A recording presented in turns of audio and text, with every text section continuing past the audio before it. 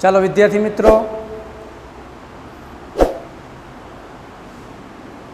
આ વિડિયોની અંદર આપણે જે છેલ્લા વિડિયોમાં 4-5 દાખલા વિભાજન ગુણોત્તર એટલે કે રેખાખંડનું વિભાજન, આ રેખાખંડનું વિભાજન કયા ગુણોત્તરમાં થાય છે અને વિભાજન કરતું બિંદુ કયું છે, બે અલગ અલગ દાખલા પણ આપણે જોયા. અને એક દાખલો આપણે એવો પણ જોયો કે જે બિંદુ છે, જે બિંદુના યામ આપ્યા છે એ કયા ગુણોત્તરમાં અને વિભાજન કરતું બિંદુ કયું છે, એ બંને વસ્તુ આપણે મેળવી. એવો દાખલો પણ આપણે જોયો.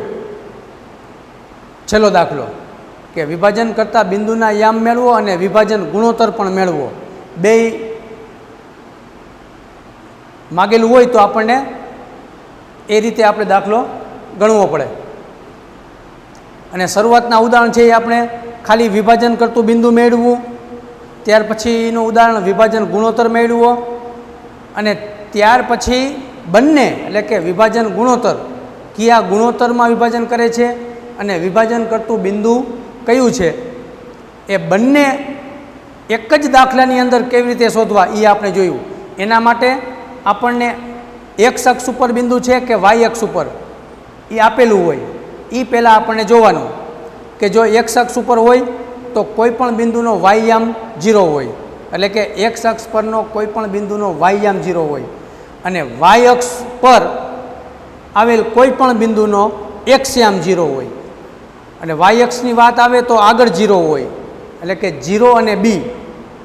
અને એક્સ અક્ષ ઉપરનું બિંદુ હોય તો માગેલું બિંદુ કેવું હોય કે એક્સ અક્ષ ઉપર હોય તો પાછળ 0 હોય વાય યામ, એટલે કે એ ધારી લેવાનો, સ્મોલ એ અને 0. પછી જે કિંમત 0 છે એ એક્સ યામ છે કે વાય યામ, એ પ્રમાણે આપણને એની કિંમત આપણને મોર લેવાની, શરૂઆતમાં એની કિંમત લેવાની. એવું આપણે ગયા ઉદાહરણમાં જોયું. જો 0 પાછળ હોય તો તમારે પહેલાં વાય યામમાં કિંમત મૂકવાની, કારણ કે વાયની કિંમત ત્યાં 0 થાય છે, તો જ આપણને અજ્ઞાત જેને કહેવાય ગુણોત્તર શોધવો છે એ મળે. અને જો શરૂઆતમાં 0 હોય, આગળ 0 અને એ હોય, એવું ક્યારે બને? વાય અક્ષ આપેલો હોય તો 0 આગળ છે એટલે એક્સ યામ, તો એક્સ એટલે કે એક્સની અંદર એક્સવાળું જે સૂત્ર છે આપણું એક્સ યામવાળું, એની અંદર આપણે એક્સની જગ્યાએ 0 મૂકવાથી બાકી જે અજ્ઞાત છે એની કિંમત આપણને મળે, એટલે કે ગુણોત્તરની કિંમત આપણને મળે. તો ગુણોત્તર મળ્યા પછી જે બીજો યામ છે એમાં આપણે ગુણોત્તરની કિંમત મૂકી દઈએ, એટલે કે M1 અને M2ની કિંમત મૂકી દઈએ તો આપણને જે અજ્ઞાત છે એ આપણને મળે. તો આવું આપણે છેલ્લા ઉદાહરણમાં જોયું. હજુ આપણે એ જ રીતના દાખલા આપણે આગળ જોઈ, વિભાજન સૂત્ર પરના દાખલા છે આ, પણ હવે આપણે થોડાક આગળ દાખલા જોઈ. તો બિંદુઓ 4 અને -1 અને -2 અને -3 ને જોડતા રેખાખંડના ત્રિભાગ બિંદુના યામ શોધો. હવે મિત્રો, ત્રિભાગ બિંદુના યામ કીધા છે. અહીંયા ત્રિભાગ બિંદુનો મતલબ 3 એકરૂપ ભાગ, એક સરખા 3 ભાગ, આવો મતલબ પણ થાય. તમને ત્રિભાગને બદલે એવું પણ કહીએ કે 3 એકરૂપ ભાગમાં વિભાજન કરતા બિંદુના યામ, તો એનો મતલબ ત્રિભાગ બિંદુના જ થાય. ત્રિભાગ એટલે 3 સરખા ભાગ, ટૂંકમાં 3 સરખા ભાગ એટલે 3 એકરૂપ ભાગ. 3 સરખા એકરૂપ ભાગ કરતા બિંદુના યામ શોધો, આવું પણ પૂછે. તો બિંદુઓ તમને 2 બિંદુ આપ્યા છે, આને આપણે એ નામ આપી દઈએ, આને બી આપી, રકમમાં ન આપ્યું તો આપણે આપી શકીએ. બરાબર? અહીં એ 4 -1 અને -2 -3 ને જોડતા કોણ બને? એ બી બને ને, રેખાખંડ એબીના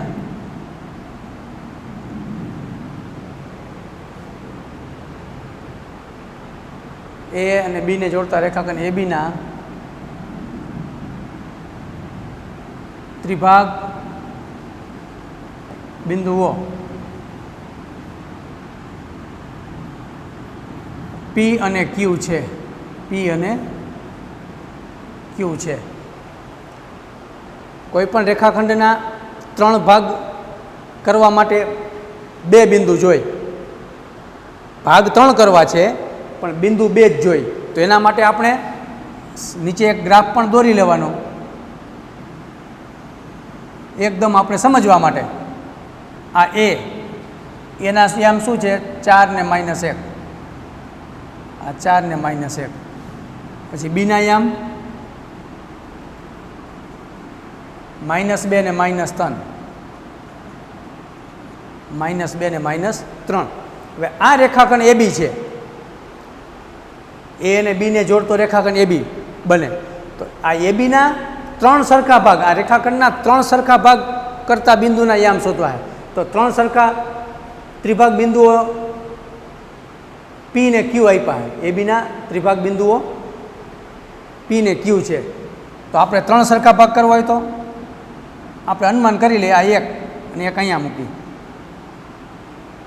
આ પી અને આ ક્યુ. આ 2 બિંદુ વચ્ચે મૂકવાથી રેખાખંડના 3 ભાગ પડે છે. જો તમને હું સમજાવું છું. આ 1 ભાગ એટલે કે એ થી પી સુધીનો આ 1, પી થી ક્યુ સુધીનો આ 2 અને ક્યુ થી બી સુધીનો આ 3. એટલે કે આ 1, 2 અને 3, 3 સરખા ભાગ. અને બિંદુ કેટલા વચ્ચે મૂકવાના? ખાલી 2 જ, પી અને ક્યુ. આપણે એ ધાર્યા છે. ધારો કે રેખાખંડ એબીના ત્રિભાગ બિંદુઓ છે પી અને ક્યુ. તો પી અને ક્યુ મૂકવાથી રેખાખંડના 3 ભાગ થાય. 1, 2 ને 3 બને ને? 1, 2 ને 3. હવે આપણે આના યામ શોધવા છે. પીના અને ક્યુના ગ્રાફની અંદર આપણે સમજી શકીએ. આના યામ શોધવા છે. તો જો આના ધારી લઈ એક્સ અને વાય, એક્સ અને વાય.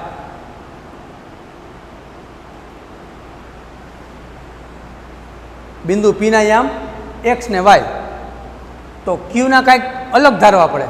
એક્સ ડેશ ને વાય ડેશ, એક્સ ડેશ ને વાય ડેશ તો પણ ચાલશે. અને અહીંયા હું તમને એક આના યામ જ્યારે શોધવાના આવશે ને ત્યારે વિભાજન સૂત્રથી પણ આના યામ જળશે. આના તો વિભાજન સૂત્રથી જ ગોતશું આપણે, પણ આના છે ને એ વિભાજન સૂત્રને બદલે તમને હું બીજું ત્યારે યાદ કરાવીશ. દાખલો આપણે ગણીને ત્યારે. અત્યારે ખાલી આપણે એટલું કહીશ કે જો આના જડી જાય એક્સ ને વાય જે જડે તો પીના જડી જાય. અને બી તો ક્યુ છે એ પીબીનું શું બને? પીબીનું વચ્ચોવચ્ચ જ છે. 3 સરખા ભાગ છે એટલે વચ્ચોવચ્ચ જ હોય. તો ક્યુ છે ને એ પીબીનું મધ્ય બિંદુ થાય. પીબીનું મધ્ય બિંદુ થાય. જો પીના જડી ગઈ છે તો પી અને બી બેયના પહેલા યામ બેયના પહેલુંનો પહેલા યામનો સરવાળો ભાંગ્યા 2, પછી અલ્પવિરામ કરીને બેયના બીજાનો સરવાળો ભાંગ્યા 2. ટૂંકમાં મધ્ય બિંદુનું સૂત્ર યાદ કરો. મધ્ય બિંદુનું સૂત્ર પણ મેં તમને લખાવ્યું છે કે આનું x1 y1 આ બાજુના હોય x2 ને y2. તો આપણે સૂત્ર એવું કંઈક લખ્યું હતું કે x1 વત્તા x2 છેદમાં 2 પછી y1 વત્તા y2 છેદમાં 2. તો આ મધ્યબિંદુનું સૂત્ર છે. બેયનું પહેલા યામનો સરવાળો ભાંગ્યા 2, અલ્પવિરામ કરીને બેયના બીજા યામ એનો સરવાળો ભાંગ્યા 2. તો એ રીતે ક્યુના મળશે. અને જો એ રીતે ન મેળવવા હોય અને વિભાજન સૂત્ર જ આપણે અત્યારે ચાલે છે તો વિભાજન સૂત્રથી પણ મળી જાય. તો વિભાજન સૂત્રથી ગોતવું હોય તો આપણે આને કાંઈક નામ ધારવા પડશે. એક્સ ડેશ વાય ડેશ આવા નામ ધારશું આપણે તોય ભલે. અત્યારે પહેલાં આપણે આ પીના યામ શોધવા. તો હવે આપણે કહી દીધું કે એબીને જોડતા રેખાખંડ એબીના ત્રિભાગ બિંદુઓ છે પી અને ક્યુ. પી ને ક્યુ છે એટલે આપણે ગ્રાફ ઉપર અહીંયા મૂક્યા. હવે આની અંદર આ x1 ને y1 એ તો આપણે નક્કી જ છે. બિંદુ એ હોય એમાંથી x1 y1, આમાંથી x2 ને y2 આટલું મળી ગયું. પછી બીજું શું મૂકવાનું? આપણે ગોતવાના છે વિભાજન કરતા બિંદુના યામ. તો આપણને ગુણોત્તર આપણી પાસે હોવો જોઈએ. કાં ગુણોત્તર હોય તો વિભાજન કરતા બિંદુના યામ મળે. વિભાજન કરતા બિંદુના યામ હોય આપણી આગળ તો ગુણોત્તર જડે. ગુણોત્તર આપ્યો હોય તો આ જડે. આપણે તો આ તો શોધવાનું છે. વિભાજન કરતા બિંદુના યામ શોધવાના છે. એટલે આપણી પાસે ફરજિયાત ગુણોત્તર હોવો જોઈએ. રકમમાં ગુણોત્તર છે નથી.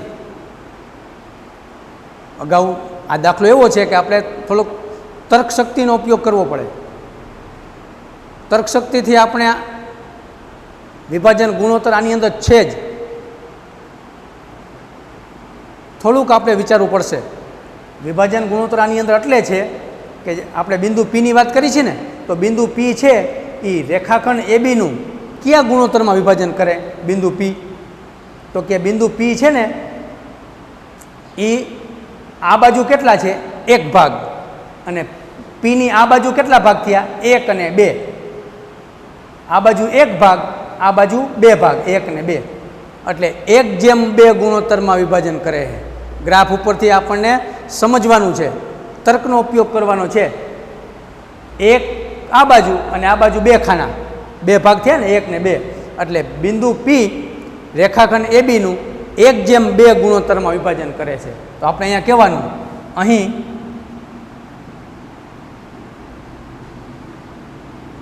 x1 બરાબર 4, નીચે લખશું y1, y1 બરાબર -1. એના યામ હોય ને એ x1 ને y1 જ હોય. પછી બીના યામ હોય એ x2 ને y2 હોય. x2 અને y2. x2 બરાબર -2, y2 બરાબર -3.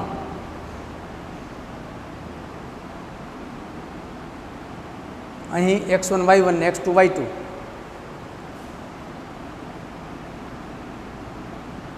તથા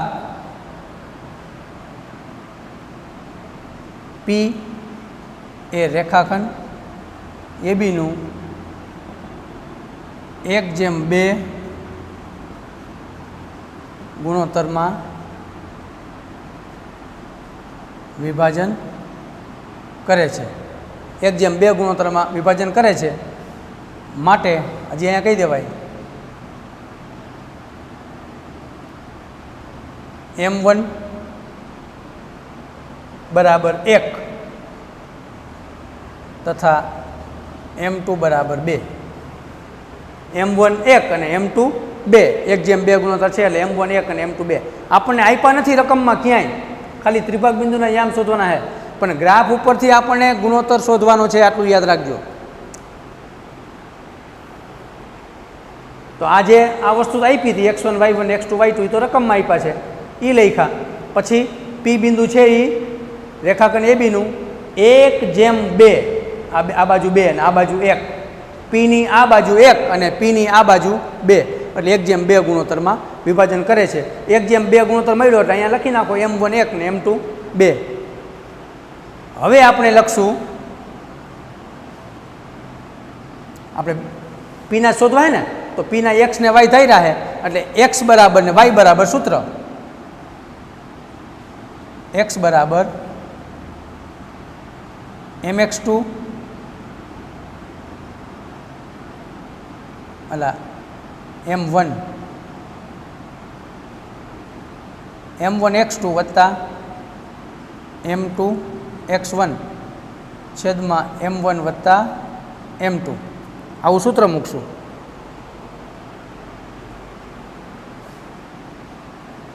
તથા y બરાબર સૂત્ર મૂકી દઈ m1 y2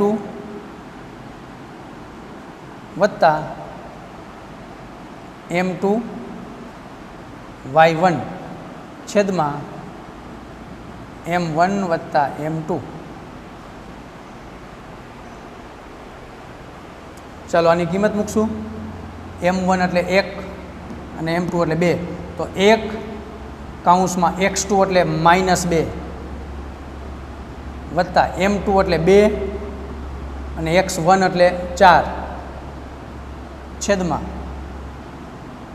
m1 m2 એટલે 1 વત્તા 2 તથા y બરાબર m1 એટલે 1 y2 એટલે -3 વત્તા m2 એટલે 2 કૌંસમાં y1 એટલે -1 છેદમાં 1 વત્તા 2.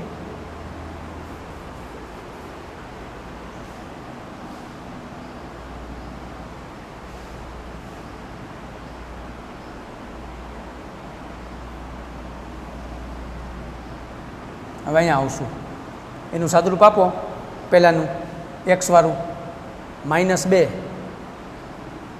વત્તા 4 દૂને 8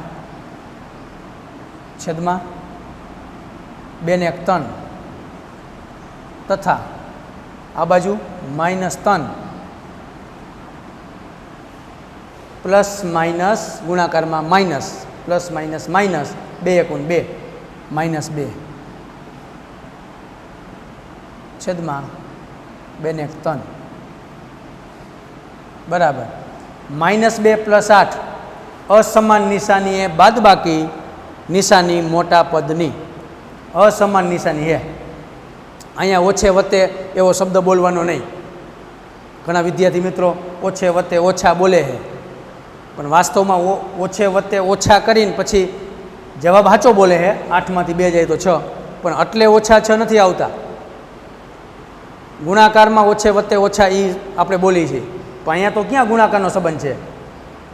પ્લસ માઇનસની નિશાની આવતી જાય એટલે આપણે સમાન નિશાને સરવાળો નિશાની જે હોય તે સમાન નિશાની હોત ને, અહીંયા માઇનસ હોત ને તો 2 માઇનસનો સરવાળો થાત. -2 ને -8 હોત ને તો -10 થાય, કારણ કે સમાન નિશાને સરવાળો નિશાની જે હોય તે, ઓછા હોય તો ઓછામાં, વત્તા હોય તો વત્તામાં. પણ અસમાન નિશાની આવે ત્યારે બાદબાકી બોલવાની.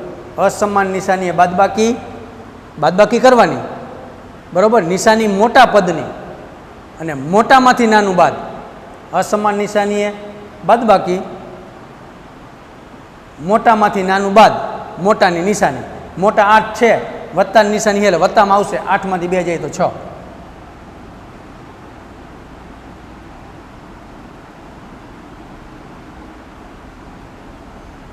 છના છેદમાં 3 તથા આ બેનો થઈ છે જો અહીંયા સમાન નિશાની છે -3 -2 સમાન નિશાની એ સરવાળો બોલ્યો હું, તો નિશાની જે હોય તે, એટલે આનો જવાબ આવશે -5 પહેલાં સરવાળો. -5 છેદમાં 3 અહીંયા થઈ છે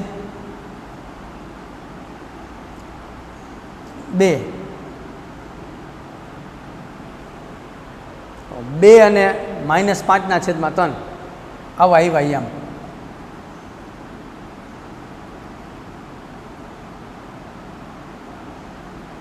અહીં પીના આયામ શું હતું? pxy હતા ને, pxy બરાબર p કૌંસમાં 2 અને -5 છેદમાં 3 મળે.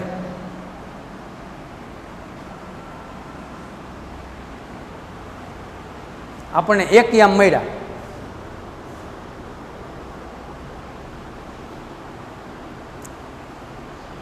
બે અને -5 છેદમાં 3. ચાલો આના યામ મળી ગયા. આપણે બેયના શોધવાના છે. ત્રિભાગ 3 ભાગ કરતા બિંદુ કોણ કોણ હતા?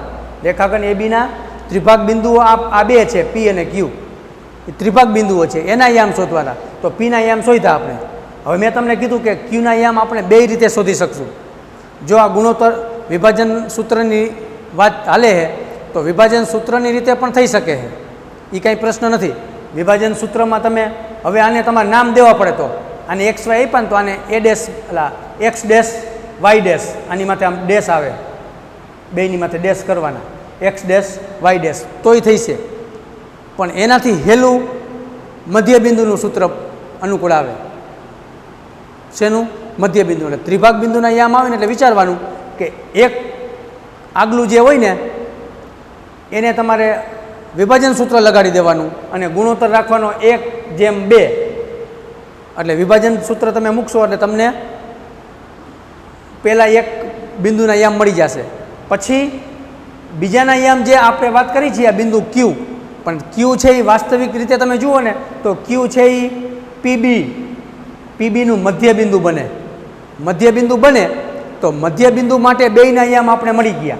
આ પીના મળી ગયા ને 2 અને -5/3. તો એ આ મળી ગયા અને આના તો આપેલા છે જ, રકમમાં આપેલા છે. એટલે બેયના પહેલું સરવાળો ભાગ્યા 2, અલ્પિરામ કરીને બેયનું બીજું સરવાળો ભાગ્યા 2. એટલે સીધા જ આપણને ક્યુના યામ મળી જાય. અને જો આપણે વિભાજન સૂત્ર ઉપર જવું હોય તો આપણે એવું કહેવું પડે કે ક્યુ છે ને, હવે આપણે ક્યુના શોધવાના ને તો આપણે ક્યુના અહીંયા આપણે x ડેશ ને y ડેશ ધારવા પડે. પછી ફેરફાર ખાલી કેટલો, જેમ આપણે લખ્યું હતું અહીંયા કે p એ રેખાખંડ ABનું 1/2 ગુણોત્તરમાં વિભાજન કરે છે. હવે આપણે વાત આવશે બિંદુ ક્યુ. જો તમારે વિભાજન ગુણોત્તરના સૂત્રથી આ શોધવા હોય બિંદુ ક્યુના યામ તો શું કરવું પડે કે ક્યુ એ રેખાખંડ ABનું, હવે એમાં ગુણોત્તર બદલશે. આ બિંદુ ક્યુ છે એ રેખાખંડ ABનું કયા ભાગમાં ગુણોત્તર કરે છે? આ બિંદુ ક્યુ એની આ બાજુ કેટલા ભાગ છે? 1 અને 2. અને બિંદુ ક્યુની ડાબી બાજુ કેટલા ભાગ છે? 1 ભાગ. તો હવે અહીંયા ગુણોત્તર શું બને? આ બાજુ 2 અને આ બાજુ 1 એટલે 2/1. 2/1 ગુણોત્તર થશે. ટૂંકમાં ગુણોત્તર બદલી જશે. આ જે ગુણોત્તર તમે અહીંયા 1/2 મૂક્યા છે ને સૂત્રમાં 1 અને 2, એને બદલે ઊંધું થઈ જશે 2/1. M1 2 થશે, M2 1 થશે. પછી સૂત્રની અંદર કિંમત મૂકશું એટલે બધું બદલી જાય. સમજાઈ ગયું ને? આ રીતે બનશે, ગુણોત્તર ચેન્જ થઈ જશે. નજર સામે છે. જુઓ, બિંદુ ક્યુની વાત કરી તો કેટલા ભાગ ક્યુની આ બાજુ કેટલા ભાગ છે? 1, 2 એટલે 2 અને આ બાજુ 1 ભાગ છે એટલે 2/1. તો તમારે અહીંયા આ વસ્તુ એમનેમ રહી છે, એમાં નહીં બદલે કાંઈ. બરાબર? x1 y1 ને x2 y2 એમનેમ રહી છે. ખાલી તમારે અહીંયા શું લખવાનું કે બિંદુ ક્યુ એ રેખાખંડ ABનું 2/1 ગુણોત્તરમાં વિભાજન કરે છે, માટે M1 = 2 તથા M2 = 1. એટલું કહીને સીધું જ પાછું વિભાજન સૂત્ર મૂકી દેવાના. પણ તમારે અહીંયા x ને y બરાબર જે સૂત્ર છે ને એને બદલે x ડેશ અને y ડેશ એ રીતે મૂકવાના. x ડેશ બરાબર આ M1 x2 વત્તા M2 x1. ટૂંકમાં આ રીતે સૂત્ર આવશે, છેદમાં M1 વત્તા M2 આવશે આ રીતે x ડેશ બરાબર, અને આ બાજુ y ડેશ બરાબર સૂત્ર આવશે. તો એમાંય તમને વિભાજન સૂત્રથી મળી જશે. એ જે મળશે એ બિંદુ ક્યુના યામ હશે. પણ મેં કીધું એમ તમને બે રીત કહી દઉં છું. આની અંદર વિભાજન સૂત્ર તો આમાં મૂકી દીધું, પણ બને ત્યાં સુધી આની અંદર ઓલું થોડુંક છે ને શોર્ટમાં જાય. મધ્ય બિંદુનું સૂત્ર છે ને એ ટૂંકું થાય, એટલે એ તમે ઉપયોગ કરી શકો છો. તો ચાલો આપણે આના માટે આપણે વિભાજન સૂત્રને બદલે મધ્ય બિંદુનું સૂત્ર વાપરશું. તમને મેં કહી દીધું કે તમારે વિભાજન સૂત્ર વાપરવું હોય તોય થઈ છે. બરાબર વિચારજો. આ દાખલાની પ્રેક્ટિસ તમે મધ્ય બિંદુ, હું અહીંયા મધ્ય બિંદુની રીતે આમ શોધું છું બિંદુ ક્યુના. તમારે આ જ દાખલો છે એ આખો ફરીથી પ્રેક્ટિસમાં ફરીથી તમારે ગણતરી કરવી હોય તો તમે કરી શકો છો કે આ રીતે પહેલાં વિભાજન સૂત્ર અને આમાંય વિભાજન સૂત્ર વાપરજો, એટલે એ બિંદુ ક્યુના મળશે. પણ એમાં ગુણોત્તર બદલશે, 2/1 કરી નાખજો, 2/1. અને અહીંયા ગ્રાફની અંદર x ડેશ y ડેશ મૂકી દેવાના, એટલે અહીંયા તમારે x ડેશ ને આ બાજુ y ડેશ વાળું સૂત્ર આવશે. એ બે જે મળે x ડેશ ને y ડેશ એ તમને ક્યુના મળશે. છેલ્લે કહી દેવાનું બિંદુ ક્યુ x ડેશ y ડેશ બરાબર જે મળે તે.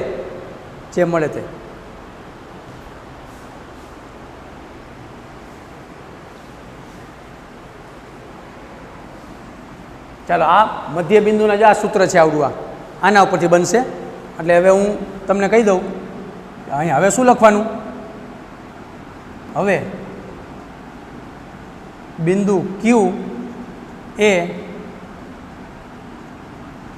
રેખાખંડ પીબીનું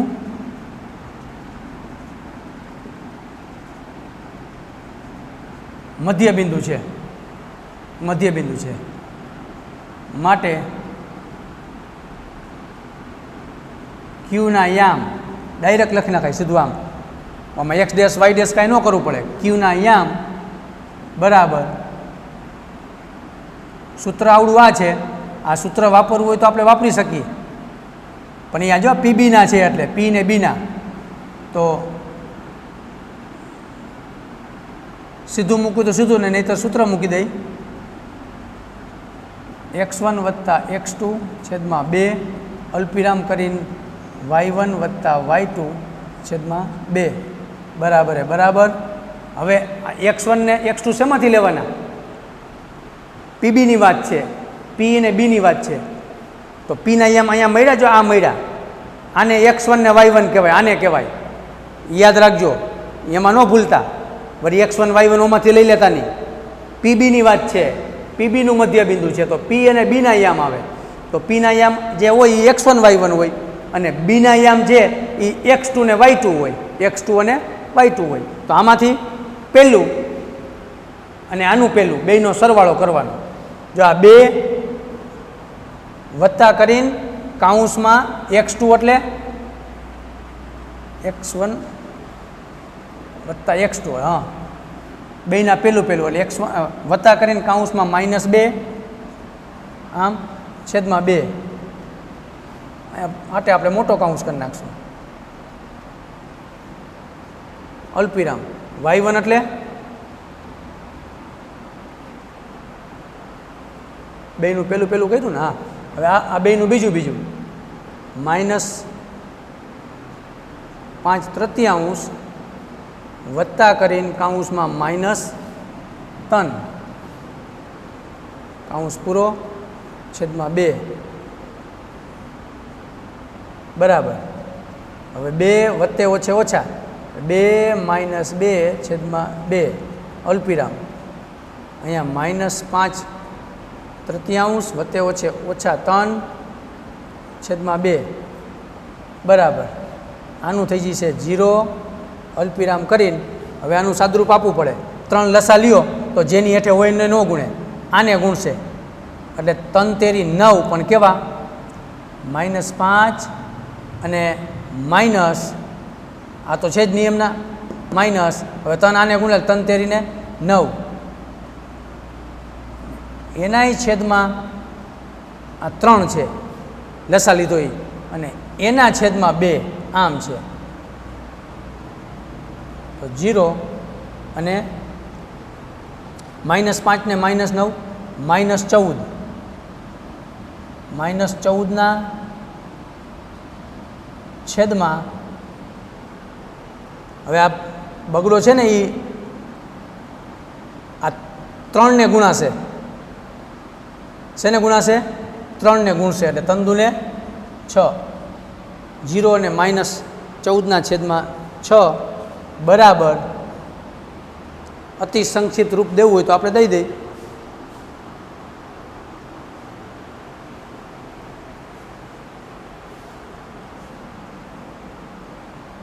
અહીંયા નહીં આપી દઈ. 0 અને 7 દૂન 3 દુ એટલે -7ના છેદમાં 3 લ્યો. 0 અને -7/3. તો અહીંયા કહી દઈ, અહીં ક્યુ કાઉન્સમાં 0 અને -7/3 મળે.